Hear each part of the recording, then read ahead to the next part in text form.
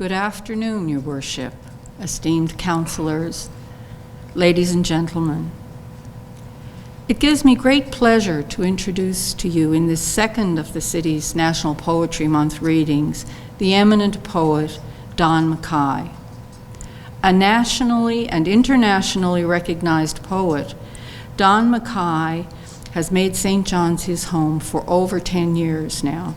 He has published more than a dozen books in a career that spans 5 decades.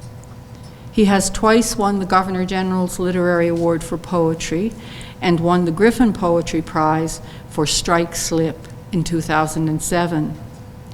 His essay collections include the Governor General's shortlisted Vis-a-Vis, Field Notes on Poetry and Wilderness, The Shell of the Tortoise, winner of the 2011 BMO Winterset Award, and the 2020 volume, All New Animal Acts.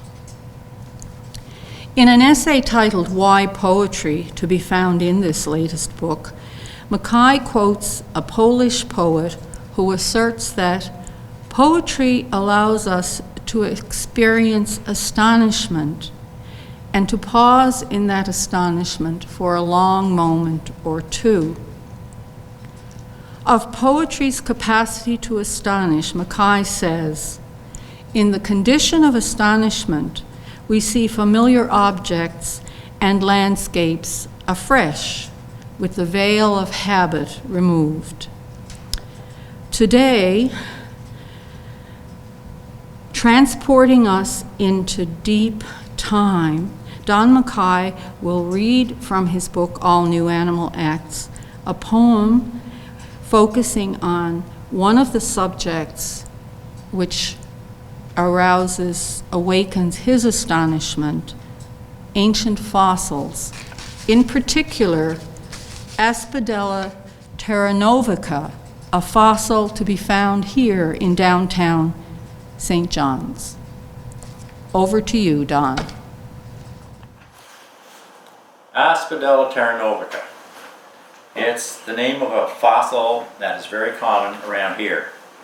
You might find one in the rock face behind City Hall, or Mile 1, or in that rock face that's kitty corner from where the Tim Hortons used to be in Duckworth and Prescott.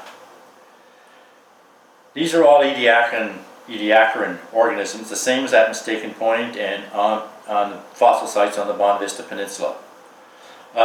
This photograph was taken by Doug Boyce, our provincial paleontologist, and the specimen was taken behind the convention in the excavation for the convention center. The penny in the photograph is there to give a gaze of the size. The fossils, these Aspidellas are all kind of like this. They're circular in their form. And you can find them from Mistaken Point all the way up through to St. John's, and as well as on the Bonavista Vista Peninsula. At first, geologists were uncertain of whether they actually were fossils, whether they actually were organisms, or they were just like puckers in the rock.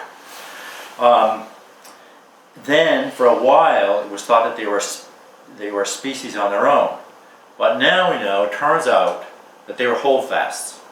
They were the fists by which the ancient species clung to the ocean floor, while the tops of them were waving in the current.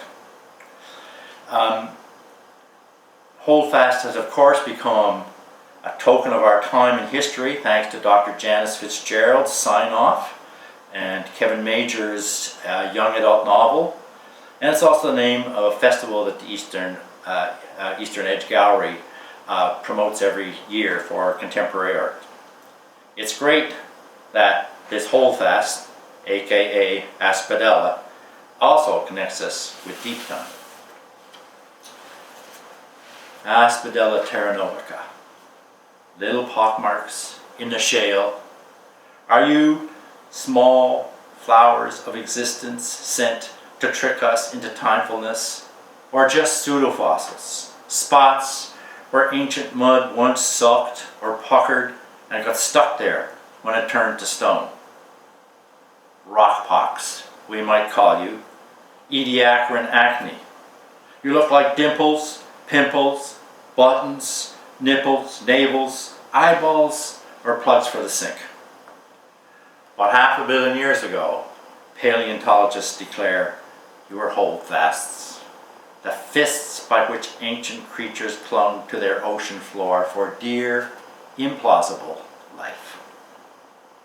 Now you speckle the rocks we walk on, and may turn up when we dig for sewers or water mains.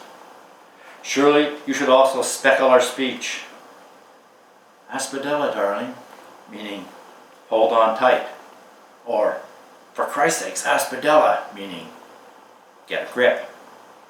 As we stroll the roads in Ferryland, Vermoose, Port Union, Little Catalina, or St. John's, we'll whisper, Aspidella, Aspidella, Aspidella, to remind ourselves how rare life is, how hard life clung when it was very, very, very, very, very, very, very, very, very, very, very, very, very young.